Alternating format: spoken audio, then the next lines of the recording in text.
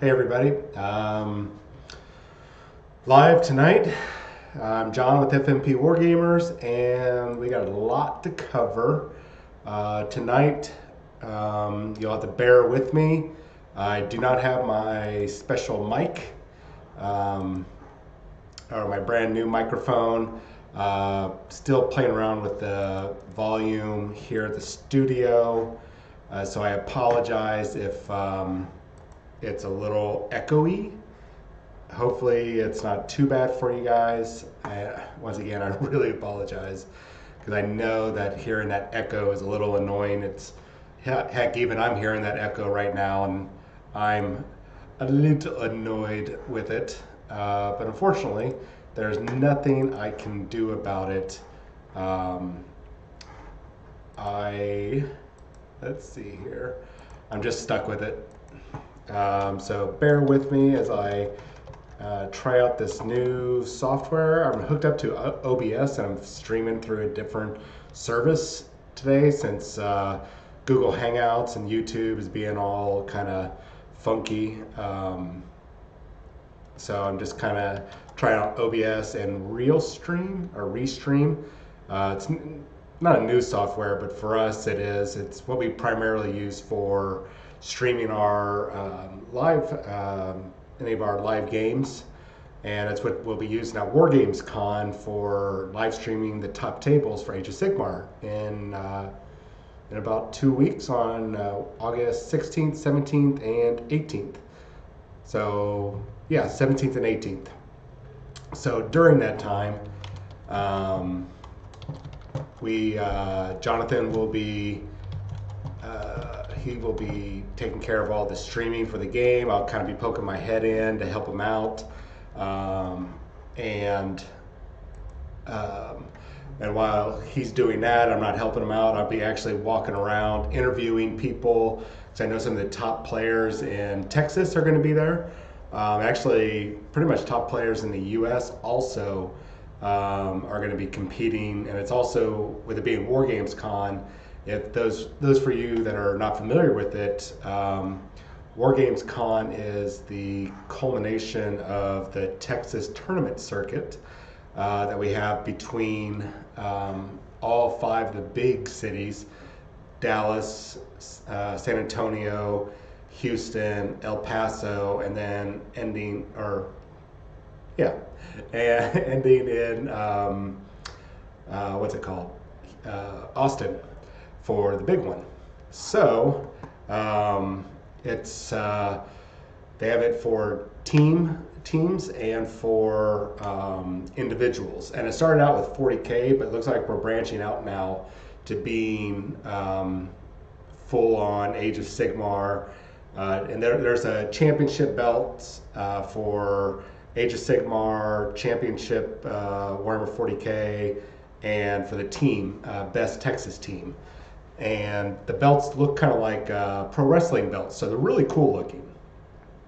So I'm pretty stoked about this. I'm not in any running for it, but I know FN Pro, we have a couple of the top players, individual, but I think team-wise, FN Pro has slipped in the ranks. I think right now, Team Redacted from Dallas are in the running, or in the lead. Hey, I see Kevin, you're on. How's the volume? Does it sound okay? I mean, besides a little echoey. So let me get all my little screens here. Still trying to learn the best way to do all these. Good to go, fantastic. Give it a chance for more people to jump on here before I get knee deep in it. Let's see here, 2 people watching, click some buttons. Like I said, I'm still playing around with these settings. I'm not used to using OBS, but it's something that I will be using going forward. And actually, the setup that you're seeing now is going to be very similar to what I'm going to be using in the future. A very good friend of mine, very talented artist, Cassandra, I'm not going to give her last name, I don't know if that's a proper thing to do. She is going to be helping create my brand. Um, help me create the brand, my new logo, little chibi version of myself, all things like that. And she's actually going to work on, or she's working on an overlay. So all this black negative space you guys are seeing will be hopefully filled all in, and with the design that we're working on. So I'm pretty super excited about this because it's a good step forward for FNP as we're moving forward, getting a more professional look, and to kind of make sure we're giving back to all of you guys that have been very faithful followers. And so a lot of that's coming up. Let's see here, just checking out. All right, I'm checking all my little widgets that I've got up here. I got like 5 different windows open, and trying to make sure that volume is good, which once again, I apologize for the echo, guys. I'm in the studio and it doesn't have the best acoustics, and I don't have my Yeti mic. I went out and bought this $100 Yeti mic. I think I was telling 12 Neef this earlier. Bought this $100 Yeti mic, really gorgeous professional mic, so I could have my studio all set up at my house and everything, where I have better acoustics. And I did some cleaning, and I have no idea where I put this mic. I found my little mic stand, its power cord, the connector cords, the extension connector, the USB connector, and the hub I bought for it. Everything except for the microphone.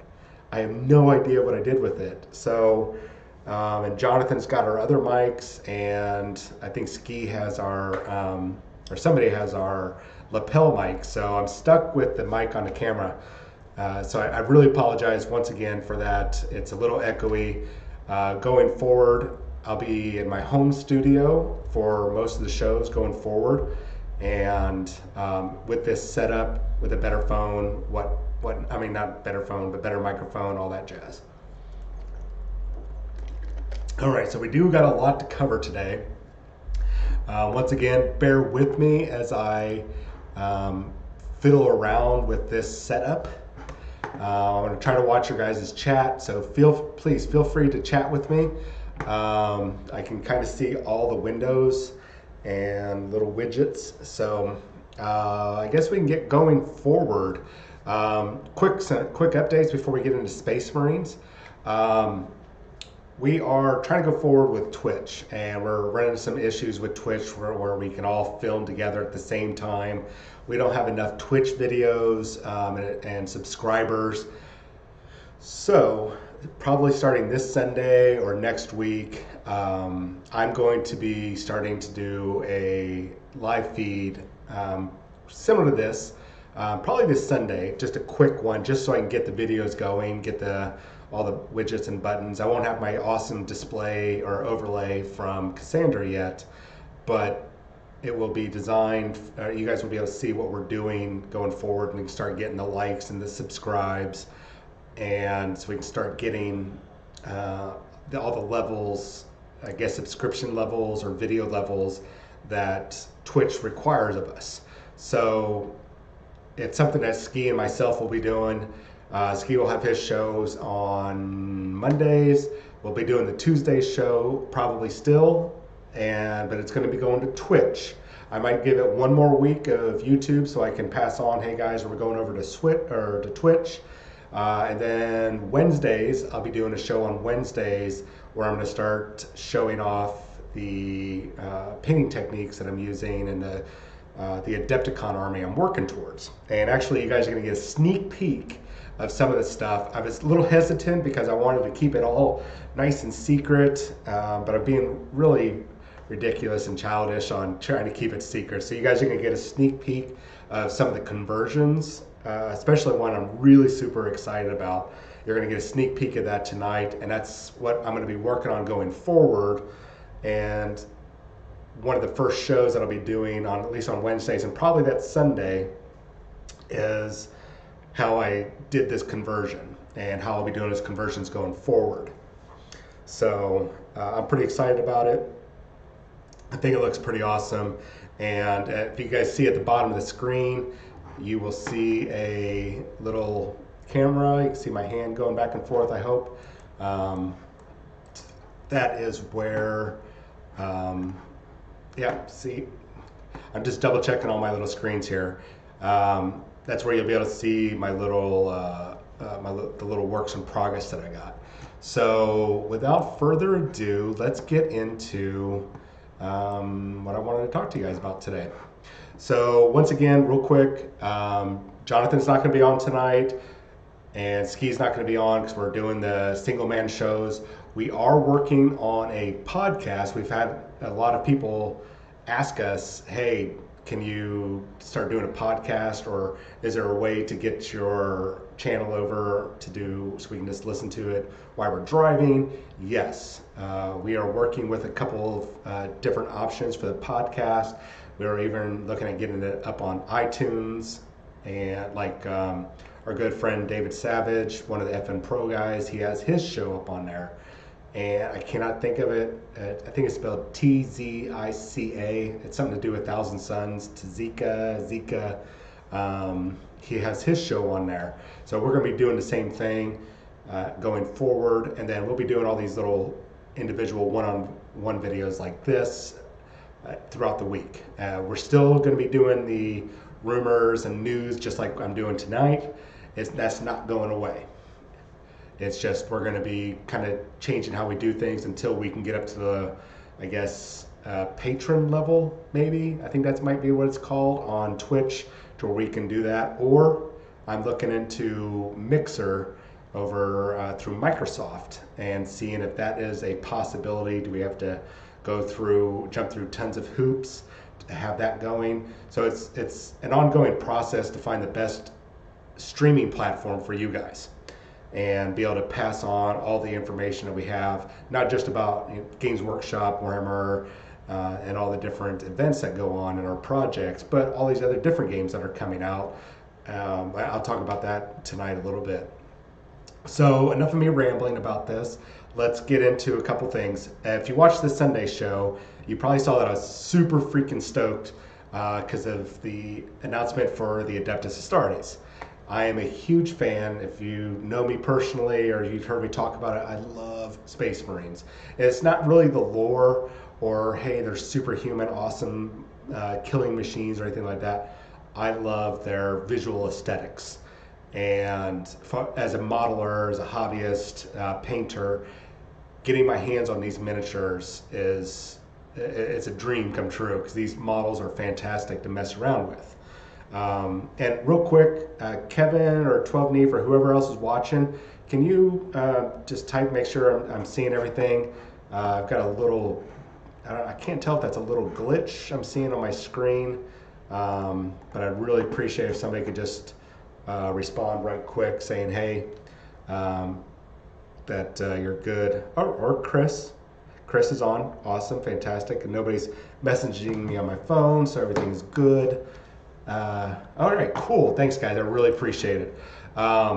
So I'm really excited about Space Marines. Like I said, the aesthetic is really appealing to me, and it allows me to do a lot of things for converting and painting and whatnot.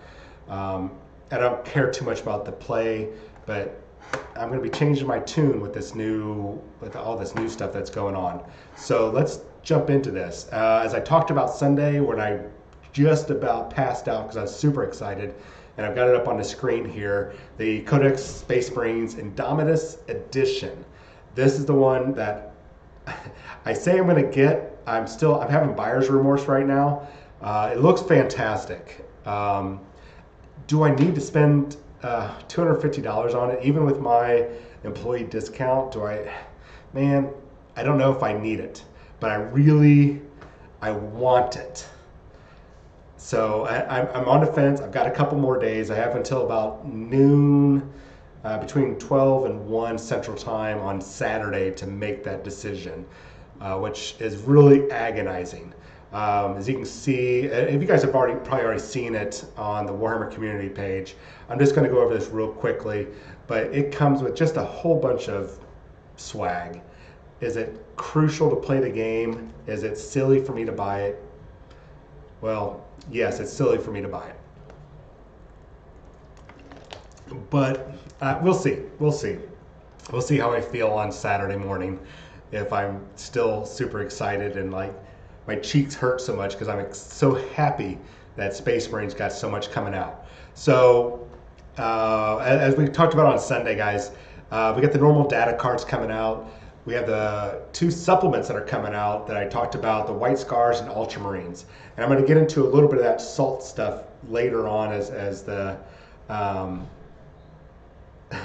yes, Chris, I'll get back to that. When I talk about rumors and salt in a little bit, I'll focus a little bit on these 2 books. I'm going to come back full circle for them, but I'll say that for the end of the show. Now these books, I have no idea how thick they're going to be. I imagine probably similar to full codex size, probably maybe about 10 to 20 pages lighter, because it's going to be almost primarily historical stuff, a nice art gallery like they usually do, a little timeline in between those, and then we're going to get into their chapter tactic. There'll probably be a whole bunch of thing of their, oh goodness, all their successor chapters are probably going to be in there, and we're going to get their stratagems, their warlord trait or warlord traits. There could be a whole chart of 6 warlord traits that are specific for the Ultramarines. That's one of the rumors that I've been, from what I understand. Any special psychic powers they might get. Of course, they're special characters and or special units. So I imagine the Ultramarines book will have at least the Victrix Guard. I think I'm saying that right. Marneus Calgar. Cato Sicarius. I think of the Emperor's talk or speech to text device when I think of Cato Sicarius. You guys probably know what I'm talking about. We'll probably see Kronos and what's his name? The old man that's a scout leader. Sergeant Tellian, I believe. And of course, we'll see Robute Gilliman, who is almost assuredly in there. And I'm thinking, and I could be wrong, but my bet is that the Tyrannic War veterans will probably have an entry in that book. I have no proof of that. It just feels like that's something that they're going to slap in there because those models are still being produced. Mind you that they are only web store only, and they haven't, as far as I know, unless something has changed the past couple days, they have not gone to get them while they last. I think they are still being produced, or they just have so many in their storage facility that it's going to take them a long time to get rid of them. So anyways, moving on. So then we know that both these chapters are going to be getting, and it looks like it's probably going to be everybody, they're going to get their own data cards, their own dice, and probably a bunch of special characters. And we already saw, like I mentioned before, Chief Librarian Tagirius and Corsoro Khan, or Captain Corsoro Khan, are getting their own characters. And I've got something to go on about the Khan in a minute. And we know that there's an Iron Father coming out, and I'll show him in just a moment. Actually, I'll pull him up right here. So we got this Iron Father that we saw a few months ago. I want to say maybe at Adepticon. We saw that this model was coming out, and we're going to see a variety of, I think, special characters. I've mentioned this before in a couple of the other episodes, that expect a bunch of new characters coming out. I don't think it'll be an overwhelming amount, but there's still going to be a bunch of characters. Now, whether this guy is going to be a named character or not, I don't know. I feel like he will be named, but he might not have rules. I don't know. And something to pay attention to here is this iconography. I shouldn't even be pointing on the screen with my finger. I've got a mouse thing here. So on his shoulder, you see his Iron Hands shoulder pad. And earlier, and let me go back to the first page, scroll down here, you see a White Scars Primaris upgrade sprue. So here's a little bit of rumor dipping forward. All the primary chapters, we already know that Imperial Fist had one, Blood Angels, Dark Angels, Ultramarines, Death Watch, Space Wolves, now White Scars, all are going to have these Primaris upgrade and transfer packs. not only are they going to have, is it going to be for them, but we're going to see one for Raven Guard, and is that it? Yeah, I think that's it. Salamanders, sorry. Leon would probably kill me.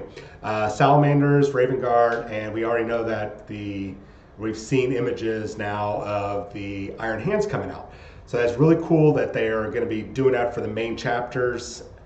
Unfortunately, that's not going to do anything for anybody with the successor chapters unless you're able to take that same icons and that are similar to some of the successor chapters. You might be able to use them. I'm not sure. You'll have to figure that out on your own. Or like a lot of people are doing is the third-party type ones from like Pop Goes the Monkey or custom. I think it's custom minis off of Shape. Another one off of Shapeways. They do a wide variety of custom shoulder pads, and they also do custom.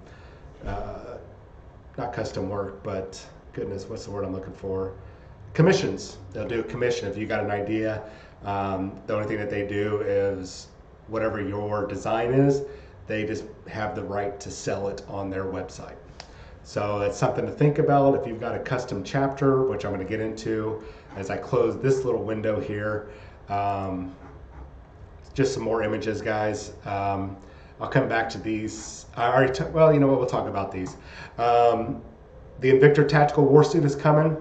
We talked about this very briefly. I'm going to be very brief because I know I talked about this on Sunday, and you guys have had about 3 or 4 days to read this and see some very hilarious memes popping up. Some that are a little unfair. Some maybe they might be just just a little fair. I'm not sure. I'm not going to say anything because you never know when Games Workshop's team of lawyers are going to descend upon you like they did to all those 170 different resellers or recasters. And I'll get to that in a little bit also. So this Invictus Tactical Warsuit, we already talked about. It's mainly designed like the Vanguard guys. How something big and clunky and the massive engine on the back can be stealthy, I don't know, but it gets the concealed deployment. Why it has a bunch of heavy stubbers, which I have no answer for you guys. I don't know why they've started throwing heavy stubbers out there instead of bolters. We talked about that briefly on Sunday. It could be, lore-wise, it could be that it's easier to mass produce this high rate of fire, high caliber weapon. It's easier and cheaper than doing all these sacred bolters everywhere. And the only thing I can think of is that these weapons do have a higher rate of fire, and because of that higher rate of fire and the caliber of that weapon, they do the same damage as bolters. So I'm not sure why people are freaking out of it. They're all strength 4 weapons. I think the heavy stubbers have a slightly farther range, maybe 36-inch range. I could be wrong. You guys can correct me in the chat. But it's a higher rate of fire. I think there are 3 shots, at least for the ones on his chest there. And who knows what this one over here is. If you guys look at the barrels, between the one in the chest and the ones on his right arm, they look slightly different in size. So my guess is that they might be maybe a higher damage, or because it's a twin linked one, it might have a higher rate of fire. Who knows? My guess is that it's going to be up to 10 shots for that arm weapon. Then you add in the 6 shots from those 2 ones on his chest, and then for some reason the heavy bolter pistol is probably going to put out about another 3 shots. I do like the aesthetic. I think it's really cool. I don't know why they never came up with something like this before for Space Marines. I understand that when it comes to a dreadnought, that they're interned in there because they're so damaged and effed up that they can't function anymore, but they can, function with their own limbs, but they can still continue on by piloting a dreadnought suit or tactical armor. Why they didn't have any more vehicles like this, I don't know. This strikes me as something that I could see Space Marines using a lot. So I'm excited about it, and something to watch for, especially those of you that are doing Vanguard. it's going to be interesting to see if these are considered Phobos armor, or they have the Phobos armor keyword. If they do, watch those psychic powers and any of those stratagems that apply to Phobos armor troops that could give these Invictor tactical war suits an unbelievable advantage. So it's just something to think about. And yes, Ski, it is like the Avatar movie. I get it, guys. I get it. It looks just like those mechs from Avatar. I don't think if I was Games Workshop, I wouldn't have gone with that aesthetic necessarily. I would have done something probably a little different, almost anime style in a way, to where they're in there in the suits and they're controlling it with their arms. Or better yet, I really like what they've done with goodness. Help me out here. Infinity. Their tags, their tactical armor suits, where the pilot sits in, their legs slide down to where their own legs slide down to the legs of the suit. Their arms are these little tiny arms down below the chest, but they mimic, their larger arms mimic what the smaller ones are doing. They have a variety of weapons. So if you have a chance, check out like the Salamander tag, or the probably the Gecko tag over at the Infinity game. I think that would have been a better aesthetic, but whatever. All right, so continuing on, trying to get to these real quick. I realize I'm dragging this on. We have the Impulsor.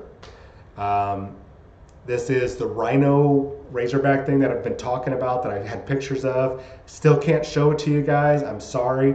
If I show it, a certain person is going to lose their job probably.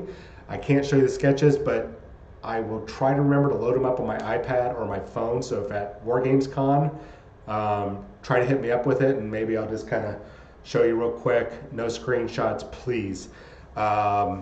Anyway, so look at that, more heavy stubbers. They really like to put heavy stubbers on these things, but this still has bolters on the side, which I imagine those are storm bolters on the side. I don't think those are heavy bolters. Very well could be, but I think they're storm bolters on the right side and the left side. They're going to have a transport capacity probably very similar to the Executioner tank, so I'm thinking probably 5 to 6 models. It could be 10, but I think it's going to be like 5 to 6 models. So, okay, cool. I'm personally looking forward to it because I've been waiting for this Rhino style vehicle. I don't even know if it'll fit into my new army, but I want it. And I'm not going to go too much into these. Once again, look at this, guys. This is a Phobos lieutenant. It is what it is. The only thing I can think of is that he's going to have a very special pistol. If you look at his pistol compared to the other heavy bolt pistols that the Reavers use, they don't have the extended magazine. So I'm thinking it could be a higher rate of fire, or maybe it's a better damage. I don't know. Or it just might be an aesthetic thing. I don't know. Excuse me. Here's a picture of the Eliminators that I talked about on Sunday, and I was trying to narrate. What I'm digging about these things is the fact that they come with little bits of terrain that you can put on the miniature. I imagine these boxes are probably gonna be like a $30 box, maybe.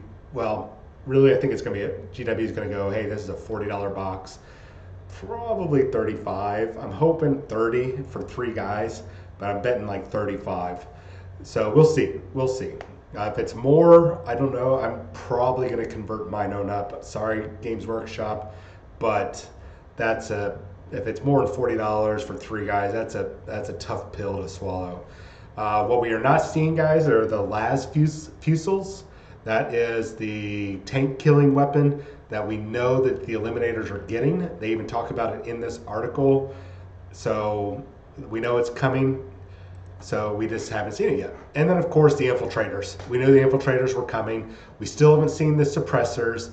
And one of my salty rumors is that the bikes are still coming. I'm up in the air, guys. I've seen the artwork finished and sketches. A lot of people have seen some finished artwork and say Primaris Marines are getting their bikes.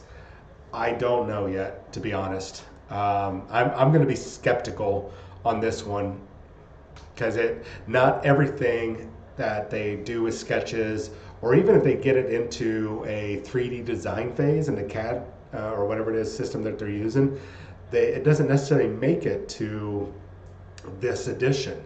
They might be like, you know what, let's hold on because story-wise, we could use this coming out later. Or you know what, next, looking at our release schedule next March, we have nothing to release, so let's hold on to these Primaris Space Marine bikes.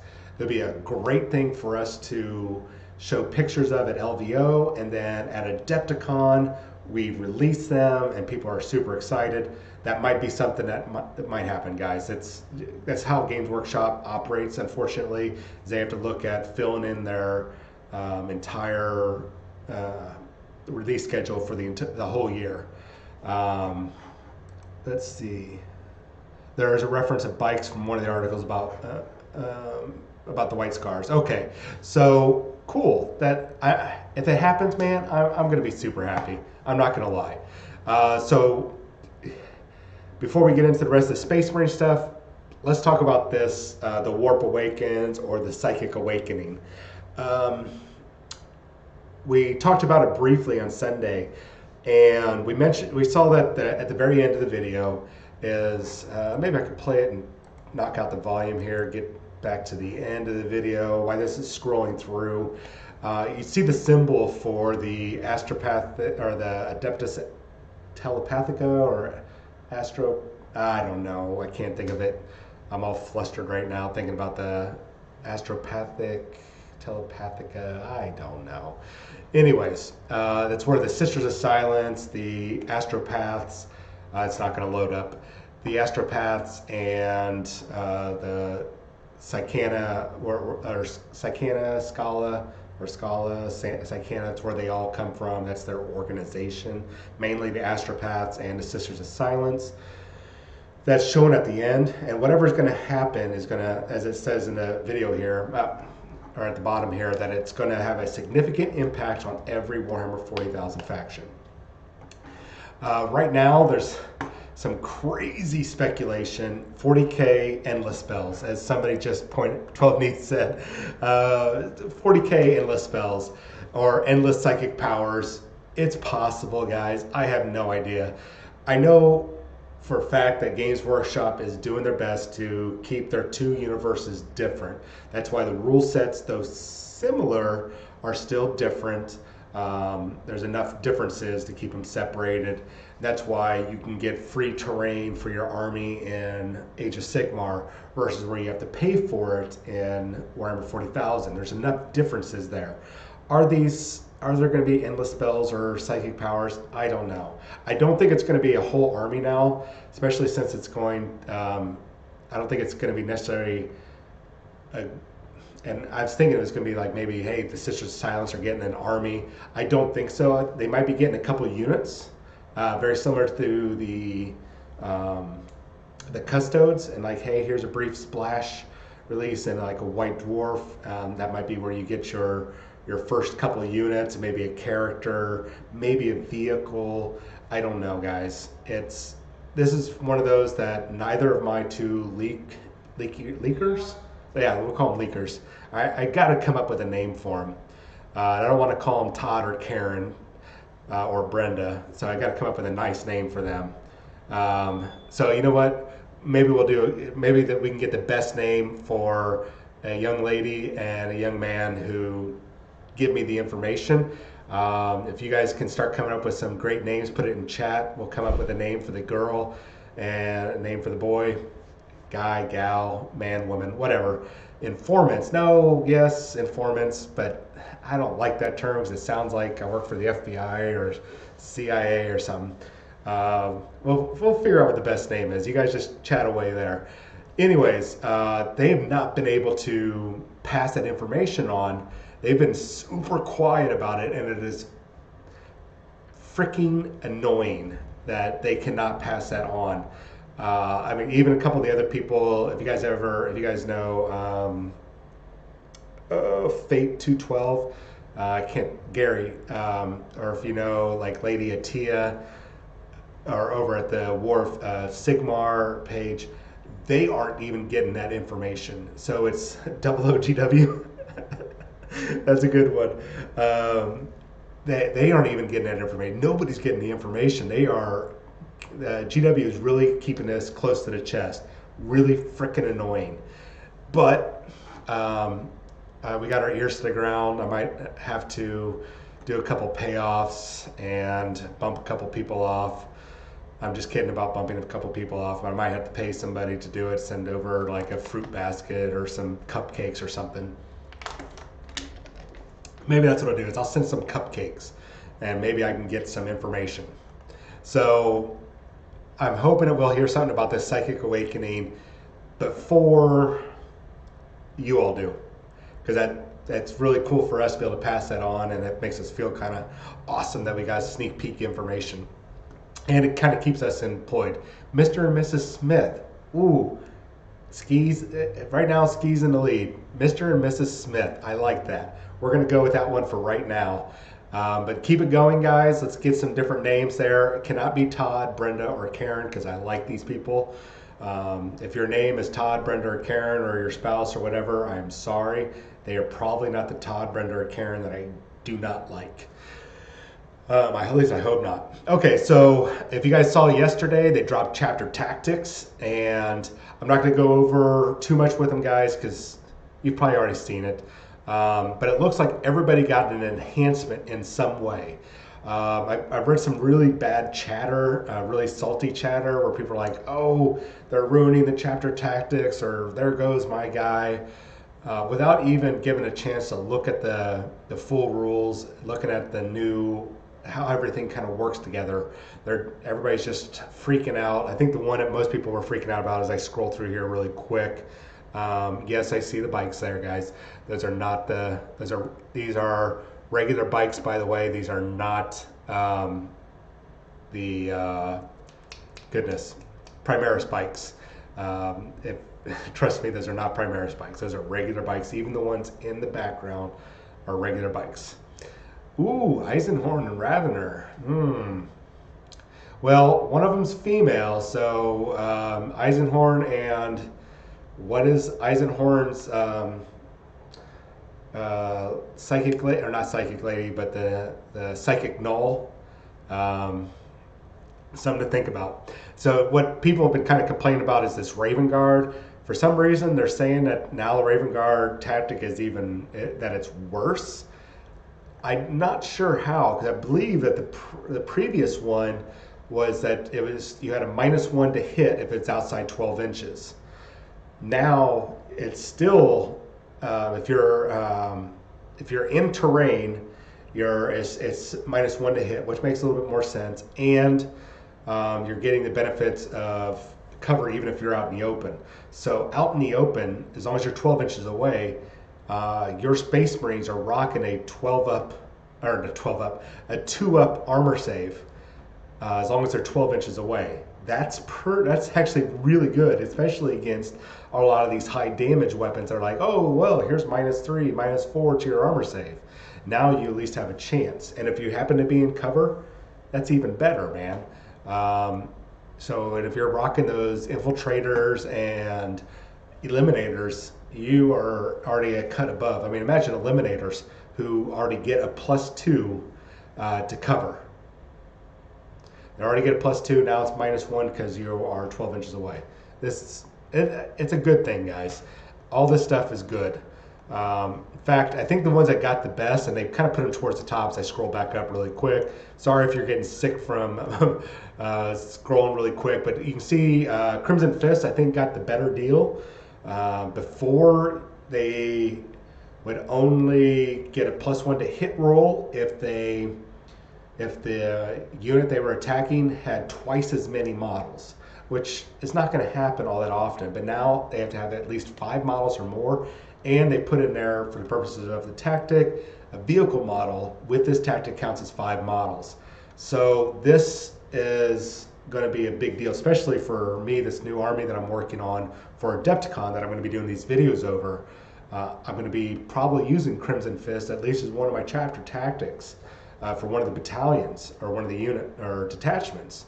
So this, and I'm using these very small units that are hard hitting, but they're going to be designed for taking out vehicles. So this is huge. I'm digging this. Plus you get the added benefit of you get to score 2 hits if you roll a 6 as an additional hit. Now I don't know how that's going to work for like the infiltrators.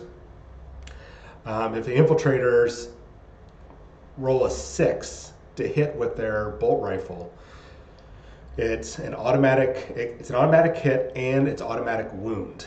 So I'm guessing maybe that just means it'll be an additional hit and you have to roll the wound probably. I'm not sure. We'll see how that works out. But that's pretty badass. So okay, so one other quick thing before I jump into the stuff that really came out today that I want to talk about is we're going to see other upgrades that Space Marines have gotten. Looking at like the Stalker bolt rifle, that has now gone to a 2 damage weapon, and that is pretty awesome by itself. -2, 2 damage.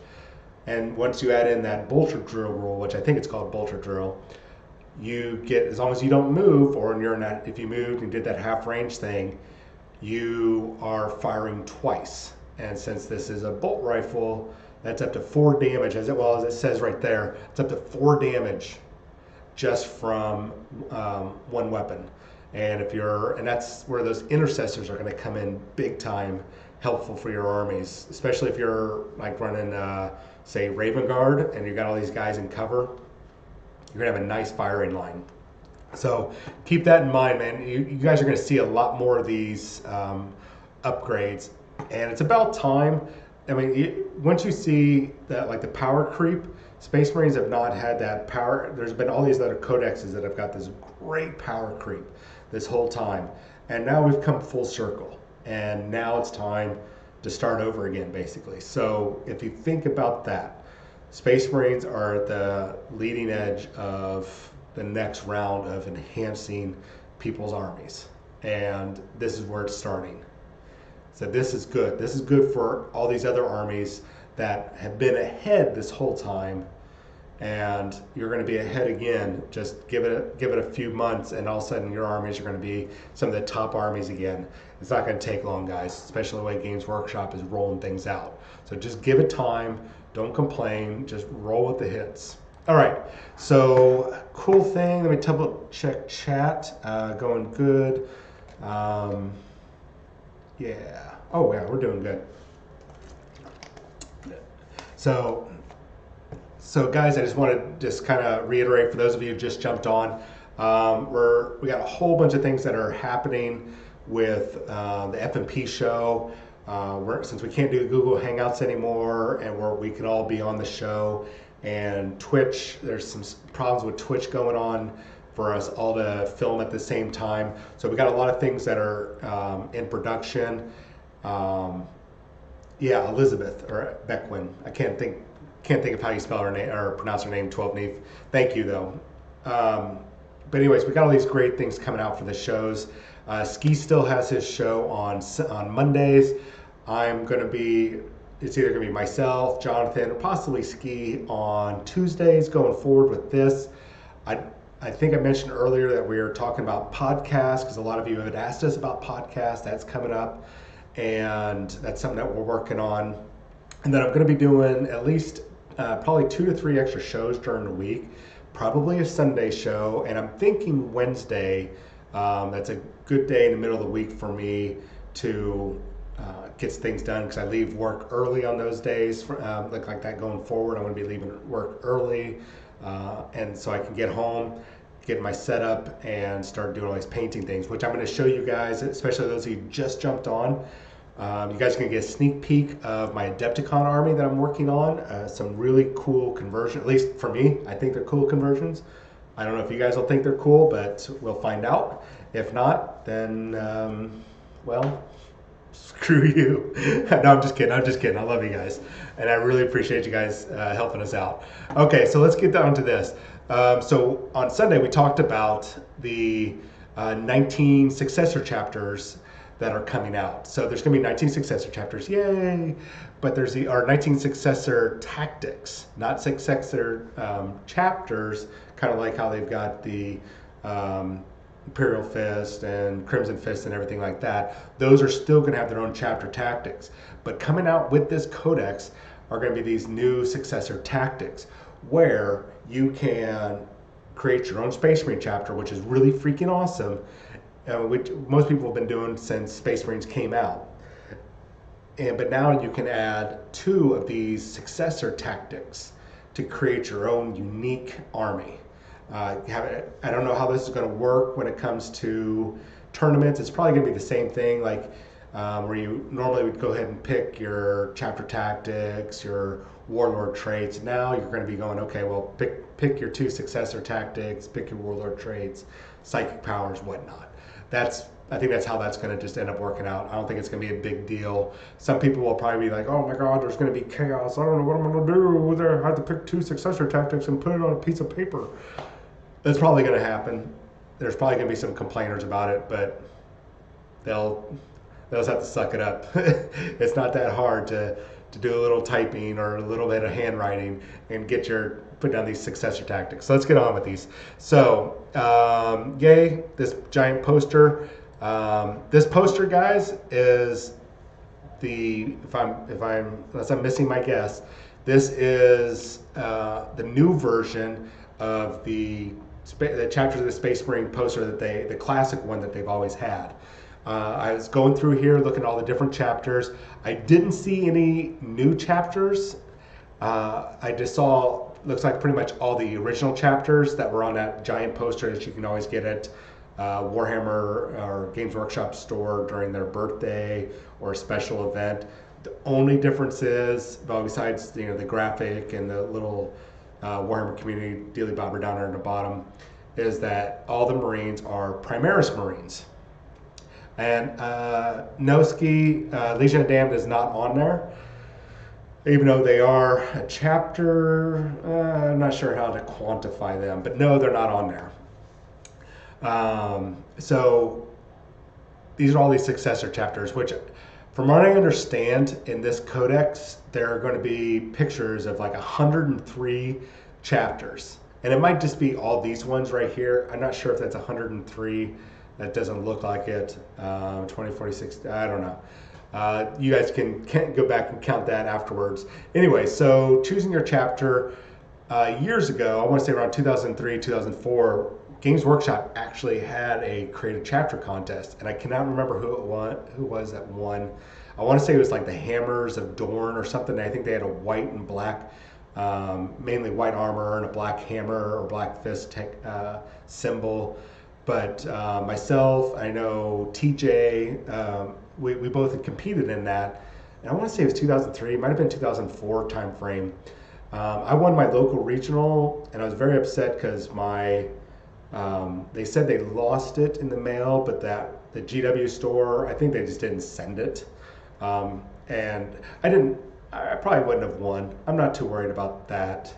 But the fact that they lost the model and I did not get my miniature in the White Dwarf is what really pissed me off. But in compensation, I got the Thunderfire cannon.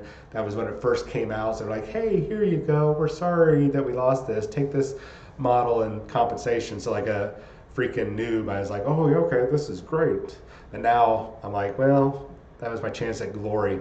Anyway, so creating these chapters, they kind of talk about, go through here, come up, who's your chapter master, what are your chapter relics, basically fleshing out the detail, which I highly encourage you guys to do if you guys are kind of doing your own Space Marine chapter. I mean, you don't have to get too crazy if you don't want to, like the Blood Owls or whatever. You could just come up with something, and the Blood Owls are not a chapter. Commander Hootson is not a chapter master. Anyways, so it helps kind of develop the feel for your army, especially when you're going in making all the different color schemes and the chapter symbols. So anyways, with this new codex, as it's shown here, is that you guys can pick any combination of 2 successor tactics from 19 listed ones in the codex.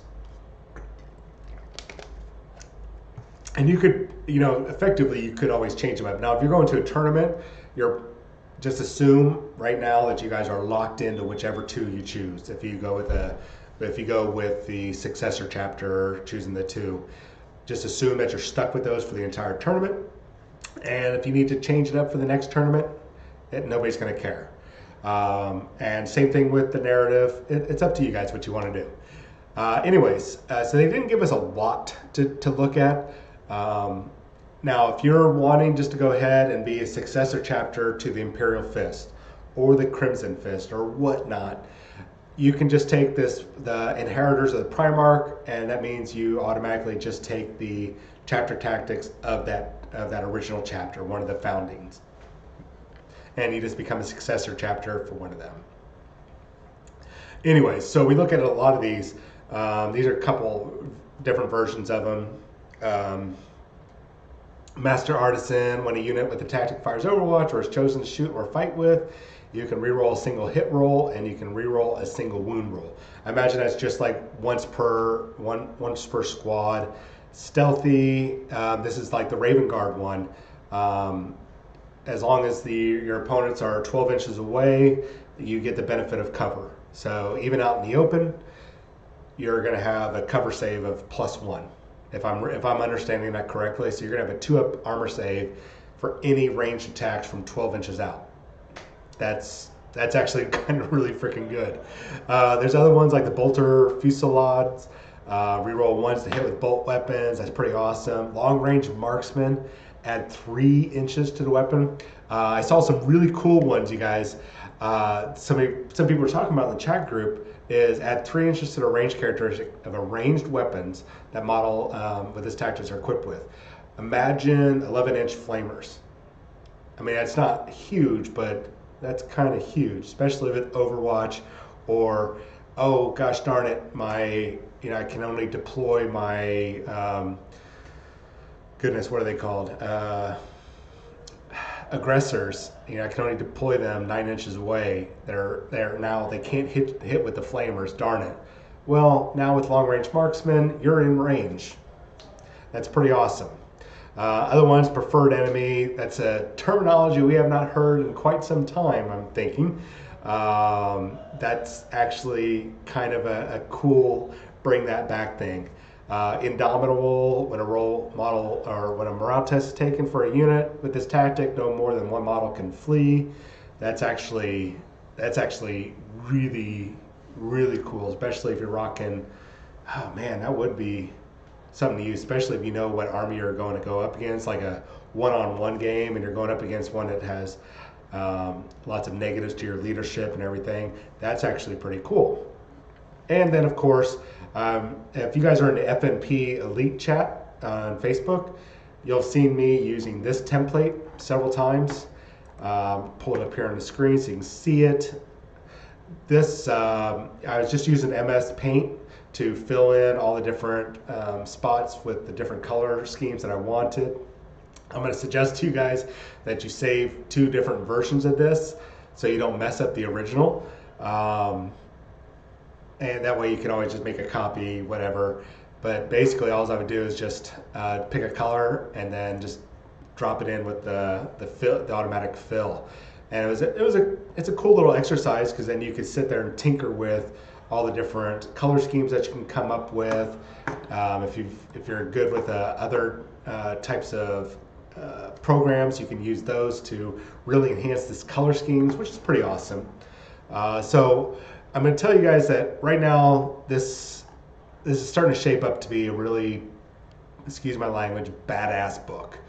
You are going to be able to do a lot of amazing things with this, especially with this choosing your own chapter tactics. I don't think they're going to be watered down abilities. Just looking at a couple of these, they look like they are straight up copy and paste. Where was the the stealthy. That is one half of the Raven Guard tactic. The Raven Guard has 2 special abilities in their chapter tactics. So that means that probably what happened is they went through all the 7, is it 7? 6, 7, 6 or first founding chapters, and broke those all down in half. And then they went back and they probably did the same thing with the Raven Guard, or not Raven Guard, but Blood Ravens, the Crimson Fists, and the Black Templars, broke those all down. And that's somehow you get 19. They probably tossed in a couple more. So you're going to get a lot of tactical flexibility just from doing these successor tactics. And I think you're about ready to see the field flooded with Space Marines. A lot of, especially the guys that are, I hate using this term. It's really a bad term. Maybe we can come up with a better term. The bandwagoners or the meta chasers. The people that are just like, oh, this is the flavor of the month. Let's just go jump on it. And God bless them for doing that, because they, in a way, they kind of keep the hobby alive, because they're always constantly buying different armies, and then turn around, they don't like it, and they sell it to us at half off. So, yes, please jump on that bandwagon, and then leave it as soon as possible for our sake, so we can have a nice new army. So these successor chapters are going to add a lot of tactical flair, I guess the best way to describe it, and a lot of fun and a lot of what the F moments, especially for the people that can sit there and analyze and do basically essentially, and I know one guy right now is a friend of mine, Christopher, and flavor. Thank you, Ski. That's the word I was looking for, flair and flavor. A friend of mine, Christopher, who very much frustrates me so much, but he has the mind like my friend who unfortunately had passed away, Ryan Degenhardt. Brilliant mind, could sit there and tear apart a codex and then turn around and build a very point efficient list, maximizing all the special abilities. And Chris is now kind of like a replacement for Ryan, and he's probably already going to be looking at these as soon as that book drops, and he's going to be like, I'm hoping he's just going to kind of nudge me and be like, hey, you like Space Marines? Which I do. And he's going to say, well, take these successor tactics, take these units, and you're going to have a winning army. Probably won't do it, sorry, Chris, but I'm Christopher. I'm at least going to listen to you, and not just to humor you, but listen to your words of wisdom. So a lot of amazing things are about to happen, guys, and this is only day 2, really, of the releases. We still have more coming. We still have so much more coming. We haven't even seen images of the new, like the Infiltrators, the Eliminator, more images, and them doing their unit breakdown. We haven't seen the Suppressors yet. We haven't heard anything else about the Phobos Librarians, the Captain. There's so much more still coming, and this is only day 2 of this. And so we're going to hear a lot more this week. I imagine next week is when we'll probably hear a little bit more about the Infiltrators, maybe at the tail end of this week, because they still have all of next week to reveal. This is probably going to be, if I understood correctly from a rep, or not a rep, but my little source, Mr. or Mrs. Smith, that this is probably going to, or not probably, they're saying it's a 3-week release schedule. Now, I don't know if that's 3 weeks of actual releases, or if they're counting the end of last week, releasing the information on Saturday, Sunday, this whole week of releasing information, and then next week of releasing information. That's probably what they meant, and then it's 2 weeks of product sales. I'm not sure. So moving on, we're doing good on time here. I skipped over, and I apologize, on Sunday. And I'm going to go over this really quickly. They did they showed the next sister battle model, the Canoness, which are kind of like your captains or your chapter masters. I kind of dig this model. They gave her kind of a matronly look, so it wasn't this fresh-faced, trim body. Even I'm going to get the little mouse over here. even as I went back and looked at a couple of the Sisters of Battle models, they even made her a little, and I could be wrong, but it looks like they made her a little thicker in the center. I mean, she's still combat ready. She can still slip into that body armor, but she looks a little thicker, a little older in the face. That's really cool that they're doing that. That's a cool flavor thing that they're adding, kind of giving this matron, this matriarch of that chapel, and kind of making her that wizened battle leader. I don't care too much for the multiple staffs. This really looks to me kind of like Age of Sigmar, like with the Stormcast Eternal. So I'm not too happy about that staff. It's like use a sword, use a staff, use one or the other, and then, but not both. Please, you're not a Stormcast Eternal evocator. I think that's right, Ski, or anybody that plays Age of Sigmar. I think that's the evocators that have they have a sword and a staff. I mean, come on. The only other thing, there's two other things I'm concerned about or like. First, I'm not too happy with the placement of these tassels that they got on the side. Obviously, they're not right over the breasts. If they were, I would have been a little concerned. Even then, they're still a little too close, so they kind of look like they're just kind of dangling from her breasts. I know it's still off to the side. I feel like the placement could have been better. I don't know. I know I'm reading probably too much into it, but it just looks a little too, especially and I imagine if this is with it being Games Workshop, is that these probably are pieces that you have to glue on. I'm betting that both these tassels or whatever these danglies with the sensors at the bottom are probably something that you have to adhere to. And I imagine that somebody is going to go in and they're going to move them over and put them right over the breasts. But hey, whatever. Yes, I know Gandalf uses a staff and a sword. Sorry, I know. Look, I'm not going to get into it. The other cool thing I like is this kind of cowl, this back piece that she has on her armor. The only thing that concerns me is that it's a little reminiscent of Toughest Girls in the Galaxy. I'm going to pull that up in a side window here. Maybe I won't. Oh yeah, let's go ahead and do it. Why not? We got time. Toughest Girls in the Galaxy. If you have not seen these models are amazing. I've got actually have some for myself. Let's see here. Sci-fi. Yeah, we want sci-fi. Oh, perfect.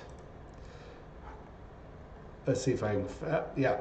So it's a little reminiscent of Toughest Girls in the Galaxy. So see this cowl? They got the little back, they have a backpack, but they've got, I don't know what this is. I know that these parts right here are part of their shoulder armor. And then this is a little back piece, but it's a little too similar. The Sister Battle one is a little too similar, guys, to the Toughest Girls in the Galaxy ones.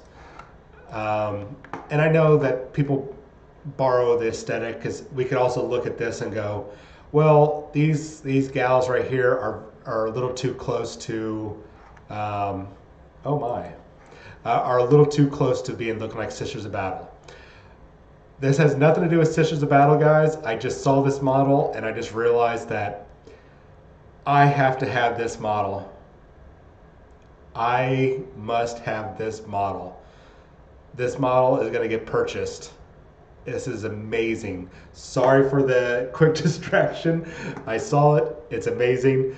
It's going to have to happen. It's going to get out of my collection. Anyways, so, and then you look at, and like I said, but everybody's stealing everybody's design. Because look at these. These are very similar to the old Sisters of Repentia. Just a little bit more cyberpunk-like. A tad bit of an anime flair with the big gauntlets and stuff. Really cool models. A lot of sexiness to them. I know that the Games Workshop version of Sisters of Repentia don't look like they're going to be this level of artistic flair and flavor. It looked like the ones they were wearing, like booty shorts and t-shirts. I'm not sure. We have no idea what they're going to look like. These models are amazing. So sorry if less armor equals more AC. Yes, that is exactly how that works. Less armor. So, if you ever get a chance, definitely check out the Raging Heroes, because you might like this line of models better than the Games Workshop version. Like for me, I ordered these warrior nuns because I thought they were really badass to make some assassins. So yeah, there's a lot of aesthetics being stolen back and forth, and it's not like it's trademark aesthetics. It's just a little wow, if Games Workshop would have listened to the community way long ago, they could have redone the Sisters of Battle a lot sooner, and they would not be falling behind with who is this that does the Raging Heroes? They wouldn't be falling behind with the Raging Hero models, or they would not be falling behind the Power Curve Protos. I think it's Protos miniatures. They do the Alien vs Predator. They have a variety of Sisters of Battle models that are really good. They are Protos games. Kind of ridiculous. Some of their gals are a little ridiculous. They do the Aliens vs Predator game. They also have something called Space Crusade. Let's see here. So you can see, here's their Sisters of Battle models. I don't have a lot to say. I mean, there's nothing redeemable about these these tiny wastes. I don't know where their organs go. Maybe they're superhumans and they don't have to have internal organs to fit that tiny little body. I really don't know, guys. I did not make these models, so I'm not responsible for them. But anyways, this is where you're seeing the designs. I wouldn't be surprised if you're seeing similar designs come up with the Sisters of Battle. You might actually see some heavy armored units like this one, or this is more aesthetically. It's the same model, but they're covered up. They got armor, and then of course they're bikers. I don't think you're going to see bikers, and I don't think you're going to see this type of aesthetic with the Sisters of Battle. I think they're going to be doing more to cover them up, but I would not be surprised, guys, if we see some similar qualities taken from these 2 or 3 different miniature lines and converted over. I think there's another one like Zealot Miniatures or Zenith Miniatures. I think has some Sisters of Battle, and I think Anvil Industries might be. I'm not sure. No, War Games exclusive. War Games exclusive will have taken it to I'm going to pull them up real quick before continuing on. War Games exclusive takes it to the ultimate degree, I guess. They have no problem showing nipples and breasts and everything that they under the sun, but they do have some interesting models. If you're at work, some of this stuff might not be safe for work, so just be prepared. That's not a good one. Let's see. So here's their new Emperor Sister Abbess. Not to me, it's not all that great, but you're starting to see, I mean, almost a lot of the same aesthetics that our Sisters of Battle use or the Raging Heroes use. It's sad that nobody can come up with anything original. Now these bodies I kind of do like. Like the legs, I'm really digging these lower legs, and they're not like super sexy. We have the emperors. We have these silly Repentia girls that, like I said, they're nude. This is them going to that nth degree, going really crazy. Hey, a little streaming? I'm doing a little streaming. This is Ben. Everybody, say hello, Ben. They might remember me. Ben. Some people might remember me. I'm sure they do. So yeah, these are just the different companies, and once again, here's another probably not safe for work model. So make sure you turn. Yeah, not for safe for work. Safe for my work, not safe for your work. So yes, very reminiscent of Saint Celestine, guys. There is a safe for work version. Yes, they actually do have a safe for work version. However, I'm not going to put that up. If you're looking at this while you're at work and you're going to get in trouble, then click off or hide the image or turn down the volume, or I'll just be nice enough to click these off.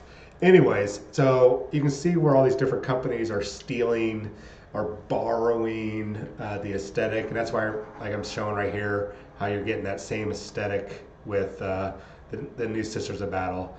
You won't see the sexiness that you're seeing these other companies have. Because Games Workshop is trying to make it a little bit more real. How do you feel about that? I'm okay with it. I actually really appreciate it. I do. I appreciate the realism. If I wanted the super sexiness, I'll just go get a couple of War Games exclusive. Yeah, or Toughest Girls in the Galaxy. Raging Heroes, yeah. Yeah, I don't mind it. I've had to bring this up because a couple of people expressed how they didn't like that to me. I'm sorry to steal your thunder here. A couple of people were like, "Oh yeah, but they're all in armor." I was like, "Dude, that's great." I was like, "What is the one thing that this hobby seems to be lacking? Female players. Yes. Why would you want to play with an army that's female, that's half naked, making you feel weird, or just getting you weird looks, or playing against someone who's got that army? Wouldn't you rather play with a bunch of women who were legit badass and they could, kick butt on without making a weird statement?" I think it's great. I think it has the potential to do a lot for the hobby too. So. Well, that's what I talked about on Sunday. We don't have a lot of female gamers. I think it's only, in the whole gaming industry, the tabletop industry, it's only like, I want to say it's 28. It could be 38, but I really feel it's 28% of the total embodiment of all, and I don't mean like video gamers, but tabletop gamers, and that includes Magic and D&D and all that jazz. So we're really missing out, and I hate to say it, a lot of it has to do with a lot of the male gamers' behavior, because they get the leering, the comment, the stereotypes, like, "Oh, here, I'll take care of you," patting the girl on the head, or patronizing them, or really just hitting on them. Just incessantly? Yeah, I used lost puppy syndrome. Yes, the last one of the stores I used to work at, a lot of the women had complained, because guys would always hit on them, thinking, "Oh, well, they're playing D&D, and so that means that they must like me." And I've got a level 12 paladin. So obviously I'm a badass, and look, I just one hit crit this thing. So hey, baby, she's so my charisma roll. I made a charisma roll. I rolled this 20 on my charisma, but it's our behavior in general, and it's really a shame because there's a lot of female gamers out there, and especially I know a lot of my friends.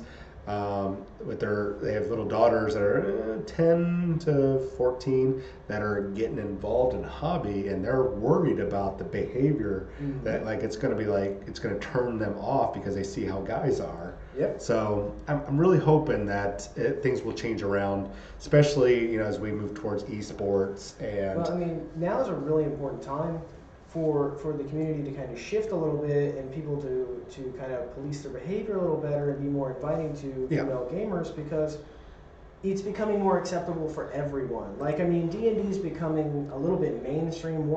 It's now like cool to play D&D, whereas a while back it was. I don't know how much cooler it's gotten. It's gotten a lot cooler, but it's gotten better. It's not as bad as it was.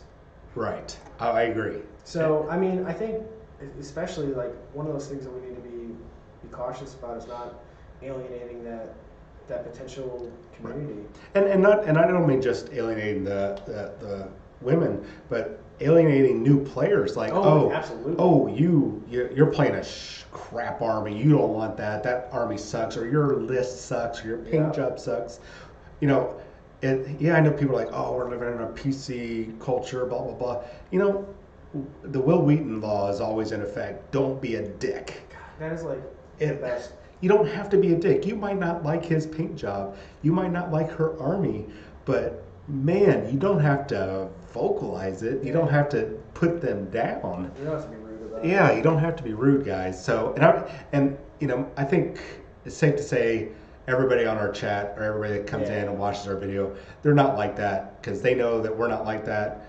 There's always that chance that there might be somebody out there, and if you're not one of them, that does not apply to you. But if it does, then maybe think about trying something different. I'm not trying to, you know, call people out, but in a way I am. My involvement with the community has been a lot. I'm a lot newer to the community than most people are, but I've got to say, I found it to be very inviting. Everyone's really cool. You know, I've met people of, you know, all kinds of different race, creed, religion, and everyone really just kind of makes them feel like part of the community. So I've got to say, as a whole, I think we're doing a good job. Yeah, I would say it's gotten a lot better, especially as more and more events get public notice, especially on Facebook, so and the various social medias. People screw up and they do these bad things, and it gets blasted all over the internet. Their behavior, so it's hard to get away with it now. So, you know, in a way, I mean, things are going good. Oh, ski, whatever. Your AOS community is just as bad. I will tell you, at Warzone, walking into the 40K room versus walking into the AOS room, and I heard a lot of people comment on it. Yes, yeah, there is a difference in the different communities, and it's actually pretty amazing. Well, oh gosh, I've been on for quite some time. I should probably speed this up, guys. Yeah, hey man, I just wanted to come say hi. Oh, thank you. My face on the screen. Say goodbye to Ben. Hi guys. Y'all have a good night. All right. That is one of my bosses, Ben, and he's also one of the FNP Wargamers, one of the originals. And friend. He is a friend. Take it easy. Thank you. All right, so let me get on. So sorry about the little social commentary. It's just, you know, we're really passionate about the hobby and the gaming and the painting, and it really irks us to alienate people. I mean, yeah, it's one thing to kind of joke around like, oh, you know, nobody plays Grey Knights, but in reality, when we do stuff like that, it it really turns people off, and especially when we get new people into the hobby, into the store, and they hear that, and it's just like, well, I don't want to get involved. Look at these assholes. These people are just bad for me. Oh man, I'm not sure if I'm allowed to say that word. I know YouTube has got a whole bunch of new restrictions, so there's a lot of terminology I've been learning about from all these different events that have been going on in the anime world. I might have used a whole bunch of words that I'm not supposed to use. If so, I apologize, guys. I'm going to have to go through and see what those list of words are, just in case I just thought about when I saw somebody's name pop up on the feed. Let me continue on so we can get on with this and try to wrap this up in about 12 minutes. So we got through all the Space Marine stuff. I want to talk about Bandai right now. As you guys can see, hopefully on the screen, let me know if you guys are not seeing it on the screen, is those Bandai Primaris Space Marines. Those popped up at, I believe it was Adepticon, and they just popped up at Gen Con over the weekend. And obviously credits going out to Spiky Bits for having it. I usually don't go to Spiky Bits, but I have been searching for this image for any new images for a long time, and this is the only place I could find it. So I'm gonna see if I can scroll down and get another close-up. These are supposedly the full scale size of these Space Marines. I think they were like 10 inches or 7 inches. They are pretty big, as you guys can see. They're heavily articulated. You can see right there in their knee joint, or right there at their knees, their hips, arms, the heads. You can put different weapons and hands on there. It looks like there's 2 different hand grips, the 2 different weapons, and who knows what else, but this looks pretty amazing. You can see that the heads are actually at different heights. You might be able to, I'm betting you can probably manipulate that at different heights or looking to the right or left. And my guess, if it's like a lot of other Bandai products, you're probably going to get like a clear base or some sort of stand or a rod that comes up in the back that has like a little C-clamp on it that for display purposes. My guess is that they are going to there'll probably be this primer gray. I seriously doubt, especially with it being a Games Workshop product and a Bandai product, that it's going to be already colored. So, or already pre-colored. So this means like that last Funko Pop that Games Workshop put out about a month or so ago, this will be available for you to totally paint yourself, prime. Even if it says it's pre-primed, I'd probably go ahead and prime it myself. And I would consider, guys, I would really super consider getting 2 of these whenever they do come out, because I have a feeling if it's like a lot of stuff that I've seen with Bandai, especially like their Gundam models and such, is that once they hit a threshold, they're going to stop making them. And so these are probably going to be limited quantity. So I'm going to suggest if you want them, get 2. Just get 2 right off the bat. And if you guys look down here in the front, I'm going to see if I can get a better picture from before. So there's I think that's a 3D mock-up of the Bandai model.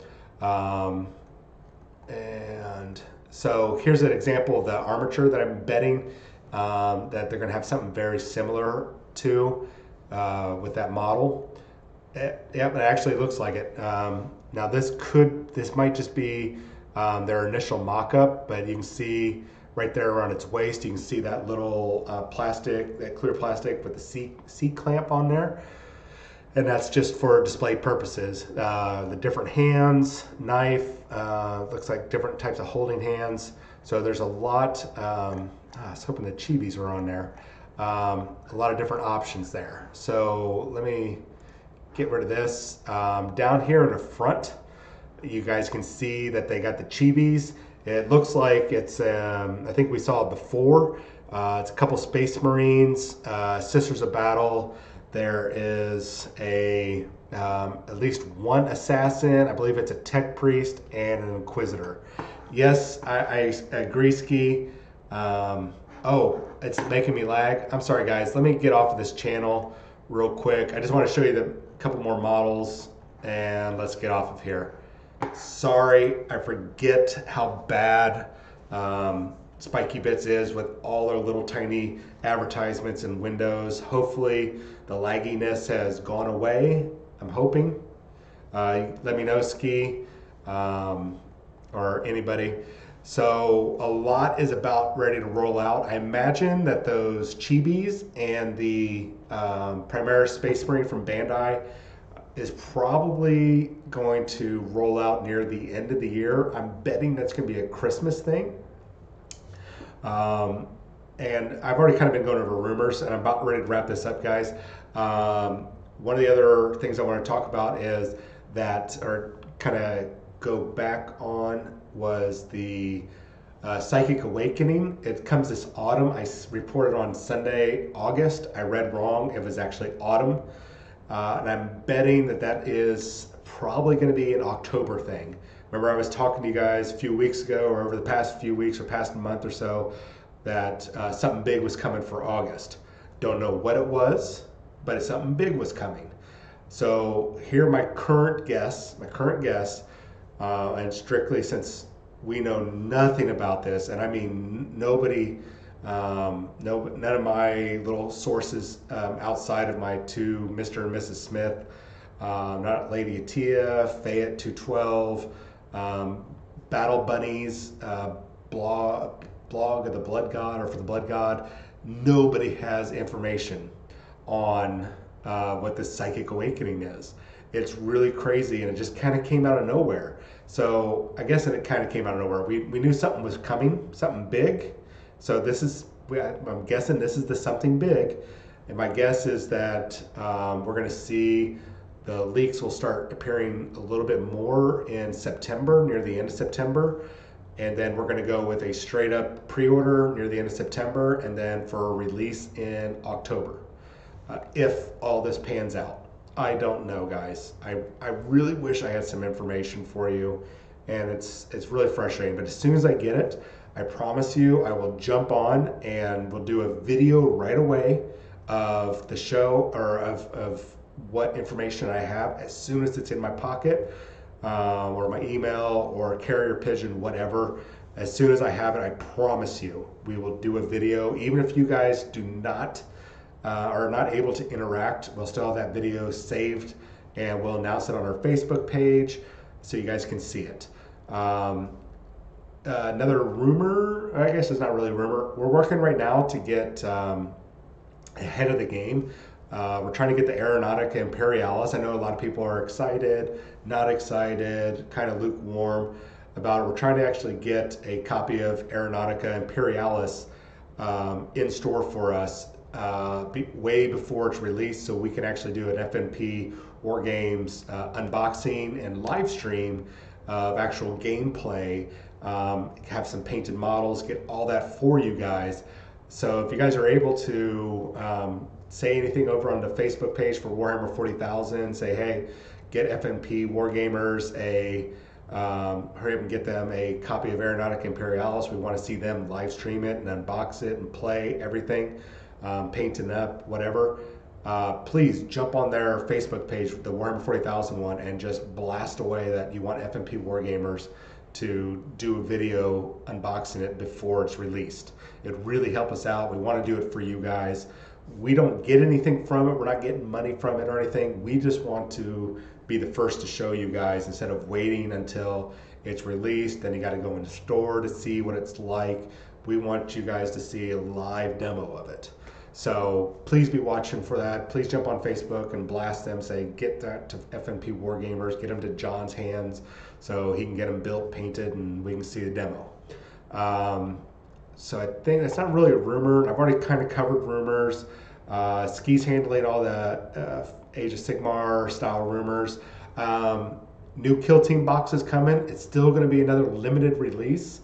They're not going to call it a limited release, but once those boxes are gone, like the first box wave that they did, that's it. You're going to be out of luck again. You'll have to wait for another year or so for them to put out another box set with the cards and the mats and all that kind of stuff, and the two armies and everything. So take advantage of it when it comes out, guys. It is critical that if you like Kill Team as much as we do, that you snag that box. Let's get to the salt. Two salt issues, guys, and they're really annoying.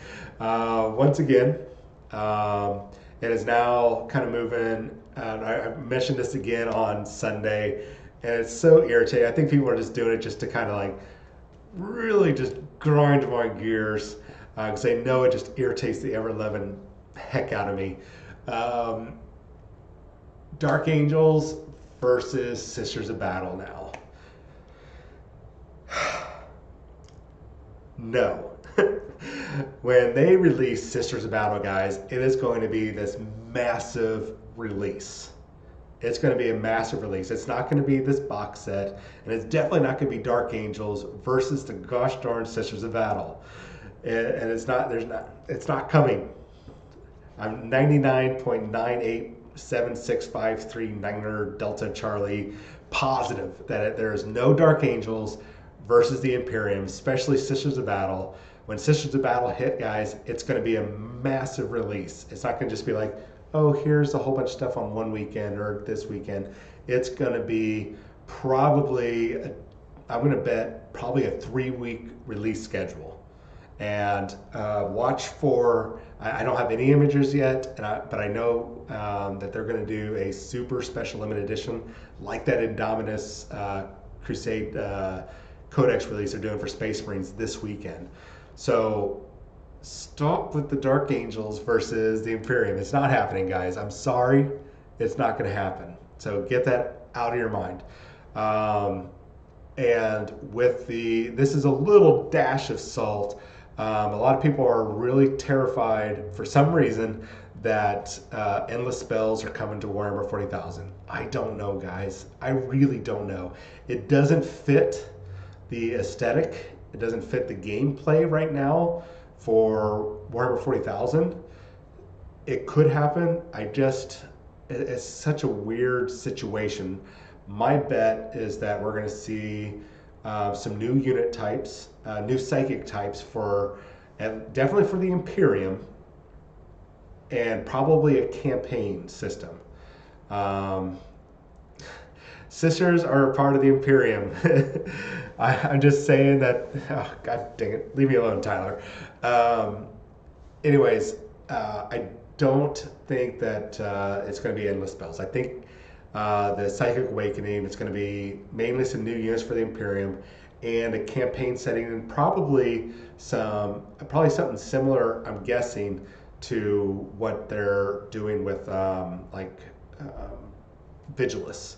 Or it could be a supplement. It could very well be a supplement to where it adds flavor to your Apocalypse games, Kill Team games, and your regular Warhammer 40,000 games, where you're going to have kind of like a specialized battlefield, similar to Apocalypse games, where you might have a psychic storm raging over during a scenario, stuff like that.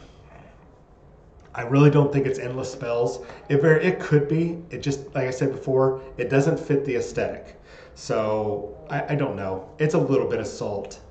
Just be on the watch out. And like I said, guys, I promise you, as soon as I have the information, I'm going to do a video right away. It might only be like a 15-minute video, but I'm going to get it up on our YouTube page. I'll put it up on our Facebook page, and I'll get that out to you as soon as I can. Now, before I close out the show, I got a couple of miniatures I want to show you guys, and we'll announce on Facebook, and I'll probably do one more show for YouTube on Sunday, and that'll be probably my last YouTube show.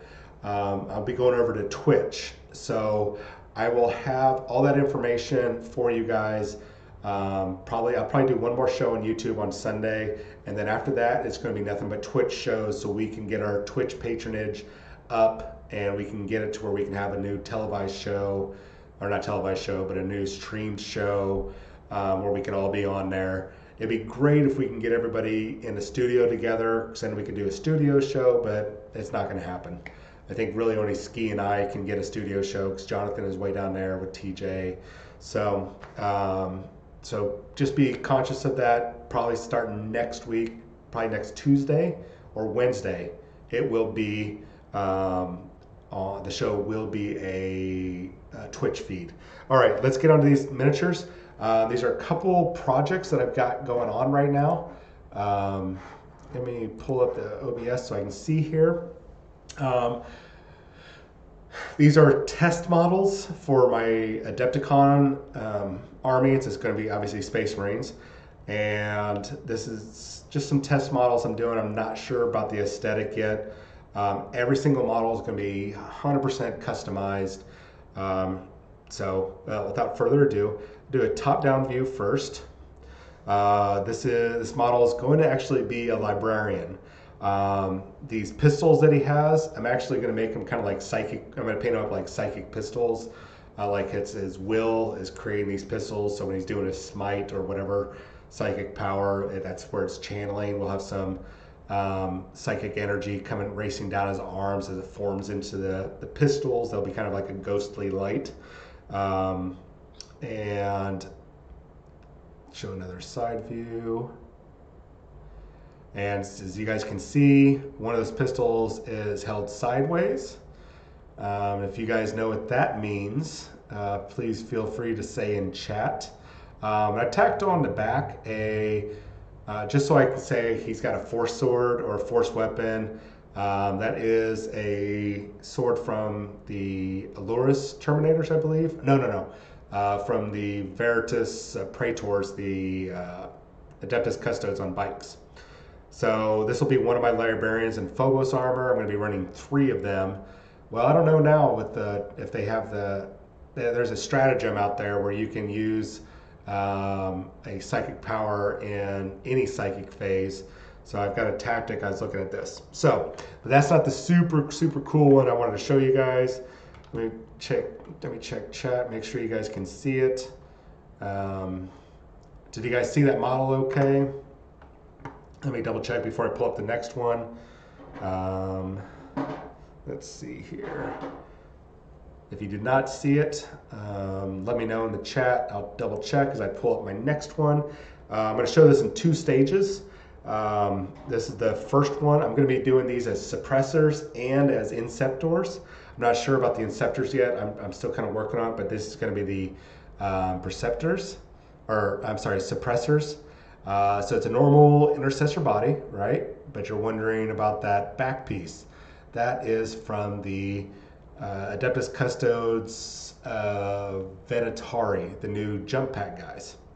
So as you can see, I've had to do a little drill or a little Dremel bit work on his kind of drill out the hole. And I'm going to be showing how I do this next week. I'm going to have a demo video because I got a couple more of these guys I want to do. And I know a lot of people are kind of interested to see about customizing models. I'm going to be cutting off limbs, reattaching legs. But as you can see, I almost have a perfect fit for this model. Some of them, for the most part, they've all fit on perfectly. There's been 2 of the 9 I've done so far to where I've had to green stuff a little gap, and I think it's because I broke the model, broke this back piece underneath there. And there you can see down in the cavity, it's almost a 100% perfect fit. There's a slight gap, but I'm okay with that. Let me check chat real quick before I show you the last one. Kill shot grip, that's right, it's a kill shot.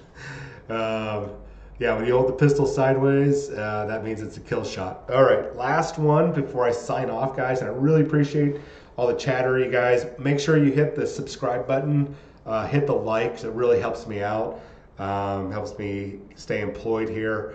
I'm already regretting this conversion because I went through and started the full, complete version of the conversion, and it's going to make it a little difficult to paint this first one. But I'll suffer through. So here is what he is going to look like. These models are going to look like when they are finished. These are my suppressors, are the ones with the autocannons.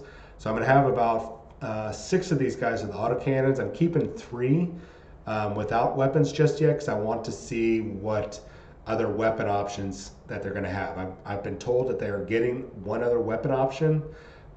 My hope and maybe, well, and guess is that it is a las talon, so it's a short-range las cannon, a little weaker.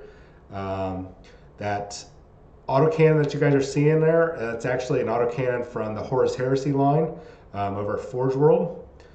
So let me just kind of do another top-down view. One from the back, so you can see how badass this back piece is. Now, originally, I thought that these were just jump packs. I did not realize that these were 100% the back piece. Let me bring up this other one here. So you can see the only way you can use these models effectively without like butchering it is to attach this back piece, which goes for the Adeptus Custodes, to the chest piece of an intercessor. Now, I've not tried it for the Phobos armor. I'm not going to. I'm not even going to bother trying because I only have a limited amount of these. Maybe if I get another wave of these, because these guys are like $60 a pop, or 60 for 3, and I'm doing 15 of them. So it's a very expensive hobby project, as you guys can imagine. So yeah, anyways, so when I do these models, I am going to be, and you guys will see it in the videos, I'll be actually attaching everything except for the wings, except for these wings, and I'll be painting them top to bottom first, and then the wings will be painted separately, or at least the interiors of these wings will be painted separately. I'll attach it and then paint the outside afterwards. So it's going to be a lengthy process for these, especially since I'm doing at least 9 suppressors and probably 15, or I'm thinking 9 suppressors. And if I follow this technique, I'll at least have a captain that's like this, and it'll still be a Primaris captain body, but it'll just count as a regular Space Marine captain with a power fist. That way I can have a smash captain. And then I'm probably going to do 5 to 6 plasma exterminator equipped inceptors like this. That way I can keep the theme, even though the body types are different. I want to keep the theme going. We'll see. I'm not sure yet. It's all up in the air, guys. There's a lot to consider. So thanks. I appreciate they look good. So I'm going to show you guys these techniques next week. Actually, probably the next month or 2 will be nothing but me doing some customization techniques. I'm working on a variety of different videos to be able to show you guys, and live streaming, so I can interact with you guys still, and show you the different techniques, and maybe even show you some techniques you guys are wanting to see. Tyler, real quick, I have no idea. Originally, I had a couple top major or ITC major and GT winners or champs helped me actually build a list that was part Raven Guard, part Crimson Fists, 3 different detachments. Now, I'm not sure. With these 19 successor tactics that are coming and all these new things, I'm not sure if I'm going to go with it. So no matter what, I'm doing my own custom chapter. I just don't know what I'm going to do tactics-wise now. It's all going to come down to this codex. So I know what units I'm going to use no matter what. I just need to see the different tactics, the different relics before I move forward. So we'll see. A lot to think about. I just don't know what I'm going to do. But you guys will be along for that journey as I pass on rumors and salty nastiness like Dark Angels versus Sisters of Battle and all that crap, and dodge all the Krylon users and whatnot. So you guys will be able to see the entire process, including this extremely elaborate board that I'm going to be using components of a Warlord Titan to help construct for my display board. This is going to be a lengthy, probably about a 6-month project. On top of that, Ski and I are competing with miniature in the Resin Beast for the Creature Caster. As you guys can see, hopefully on the screen, I got down there, I think, yeah, the Creature Caster logo. They're one of our sponsors for FNP. So, yeah, I don't know what else to say. Krylon versus End of Spells confirmed. God dang it. And it's all going to be in the Dark Angels versus Sisters of Battle box that comes with a limited edition plastic Thunderhawk. That's coming. Just beware, guys. That's going to be like $160 for the box.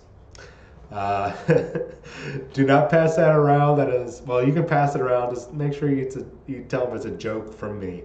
So that's all I've got, guys. And gals, I really appreciate you all jumping on and putting up with me. I did not mean for it to run this long. I already want to talk for about an hour and 45 minutes.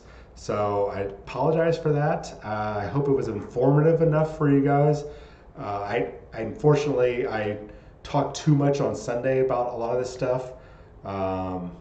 So I'm hoping next Sunday I'll have some information for you, and then next Tuesday we're gonna, like I said, we're changing the format of what we're doing. I know a lot of you guys like the Wednesday show. Also, put in the comments if you guys like, or post it on Facebook, on our Facebook page. Please let us know if you like us starting this early time, 8 o'clock on Tuesdays.